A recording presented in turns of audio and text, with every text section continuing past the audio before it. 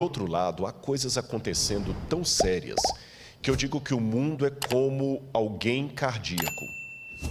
Quando você tem um cardíaco na família e ele tem uma dor forte no lado esquerdo do peito, pode ser uma dor muscular, até gases podem provocar a dor no lado esquerdo do peito. Mas se você sabe que ele é cardíaco, você não arrisca. Você coloca o remédio debaixo da língua e leva para o primeiro hospital. E você pode chegar no hospital e descobrir que era só uma dor muscular, que não era nada sério, ou que ele estava realmente infartando. Profeticamente falando, o mundo está cardíaco. E no exato momento que eu estou falando com você, eu estou vendo dores muito fortes no lado esquerdo do peito. Já houve outras na história que eram apenas dores musculares. Essa também pode ser muscular. Pode ser que eu esteja falando isso aqui para você e as crianças que estão aqui me assistindo, amanhã subam ao púlpito e eu já esteja velhinho também assim, com dificuldade até de locomover, e Jesus não voltou. Pode ser. Mas usando a ilustração que eu acabei de mencionar, também é provável que possa ser um infarto escatológico do planeta Terra. Na dúvida, vale o mesmo procedimento. Não vou arriscar.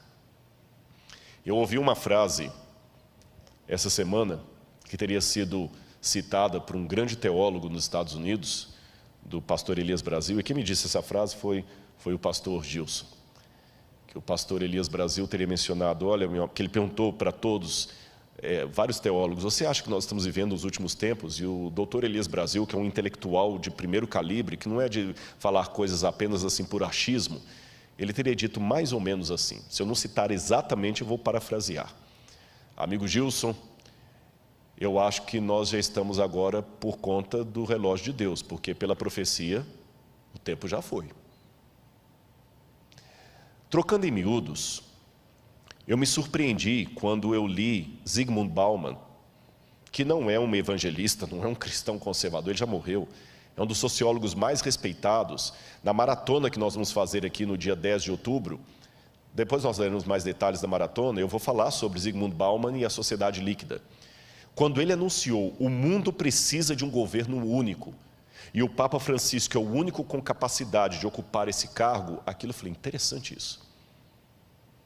Você sabe que nós temos hoje, porque o Apocalipse fala algo que a gente fica pensando, como é que isso aqui vai se cumprir?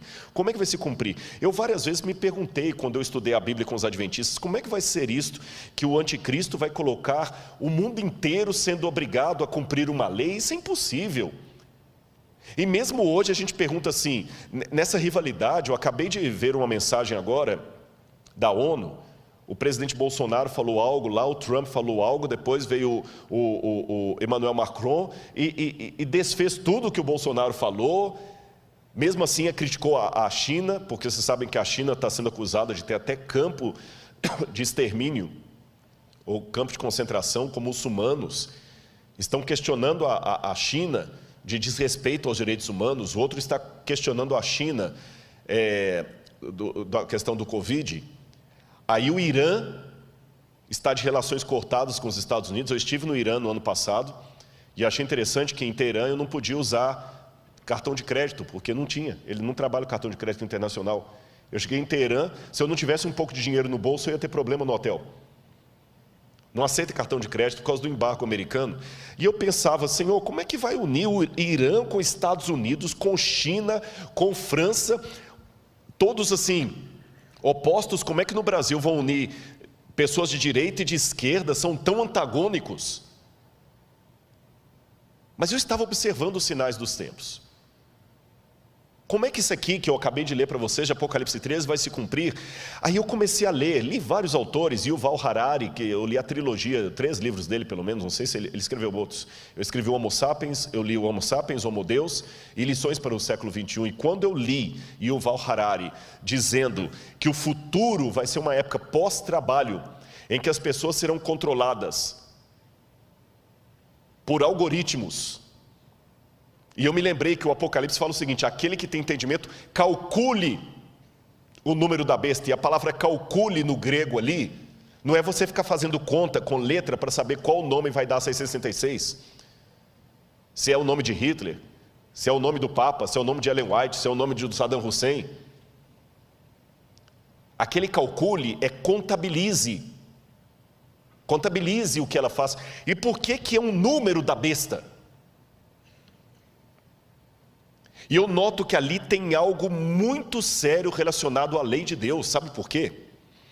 No Antigo Testamento, Deus deu uma ordem para o povo de Israel.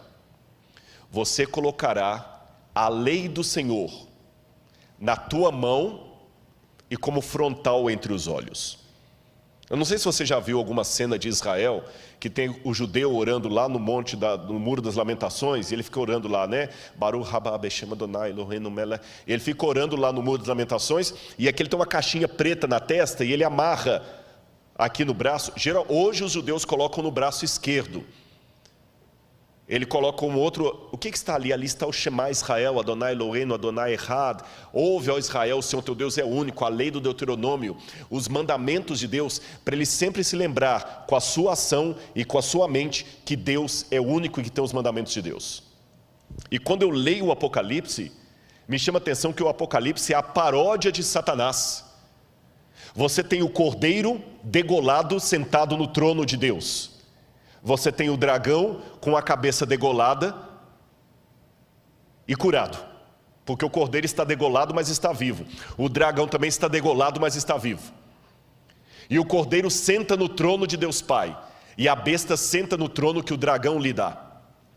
E o cordeiro coloca o seu selo sobre os 144 mil. E a besta coloca a sua marca na testa. E o cordeiro coloca a marca na testa. E a paródia da besta é justamente o quê? O contrário do tefilim dos judeus. Se era a lei de Deus que tinha que estar no frontal e na mão, e ali a besta coloca um sinal na frente e na mão, eu não preciso entender isso como literal, como sendo um chip que vai estar aqui debaixo da pele. Eu preciso entender como diz o Apocalipse.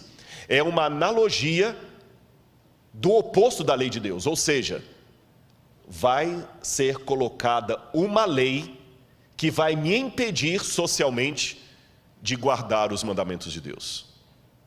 Por isso que em Apocalipse 12 fala, aqui está a perseverança dos santos, os que guardam os mandamentos de Deus e têm a fé em Jesus. E quando esse dia chegar, o mundo inteiro vai se unir. Mas eu ainda volto à minha pergunta, como, Rodrigo? Você acabou de admitir aí, Irã não vai juntar. Aí o Val Harari começa a me dar uma parte da resposta. O mundo todo vai ser controlado por questão de algoritmos. O mundo vai ser controlado por algoritmos. Nós não temos dinheiro hoje para manter o mundo inteiro, não tem emprego para todo mundo. Leiam Lições para o século 21. Aí eu vou para Zygmunt Bauman e ele chama a atenção que nós precisamos de um governo único. E quando eu vou nos intelectuais do Vale do Silício, que são hoje os grandes mentores da riqueza mundial, eu vou falar sobre isso em algum momento, a riqueza mundial hoje está na mão de poucas famílias. Eles falam, precisamos de um governo único. Pela primeira vez na história. E um governo mais único do que na época do Império Romano, da Babilônia. Hoje, nós temos algumas forças que são como crianças brincando em casa com faca, instrumento cortante e nenhum adulto para tomar conta delas. Quais são essas crianças? Internet. Quem controla a internet? Quem é o dono da internet? Não adianta falar que é a Google, nem o YouTube. A internet é maior do que o Google. A internet é maior do que o YouTube. E tem um documentário da Netflix, agora eu assisti até a metade. Não consegui assistir o resto por falta de tempo. Eu vou vendo as prestações. Dilema das redes. Assista esse documentário. Como é que eles estão controlando hoje a sua vontade, a vontade pelo algoritmo. Mas a internet ainda é maior do que isso. Quem controla a internet? Eu posso na internet hoje colocar de uma piada sem graça a... Basta ser um hacker. Eu posso derrubar a bolsa de valores na internet. Tem muita gente que tem medo do terrorismo virtual. Quem controla a internet? Não adianta. Eu até estava conversando com o pessoal da mídia, que eles falam de alguns que entram para derrubar canais. Eu falei, mas por que não entra na justiça? Ele falou, não adianta, porque cada canal está num país diferente, qual legislação que vai seguir? Não existe uma legislação mundial para controlar a internet. E ela é muito perigosa para não ficar na mão de ninguém. Segundo, quem controla bolsas de valores? Quem controla? Hoje é tudo na base da especulação. Teve o problema na China, o Brasil agora está com 800 bilhões de déficit por causa da China. Quem controla a Bolsa de Valores? Está tudo ligado. Se cair a Bolsa de Valores de Hong Kong, você nunca foi a Hong Kong e você pode perder o seu emprego aqui por causa disso. Sabe? A montadora vai fechar porque caiu uma Bolsa de Valores onde você nem existia. Bolsa de Valores é especulação. E quem controla uma criança tão perigosa como essa? Terceiro, tráfico de drogas e de armas.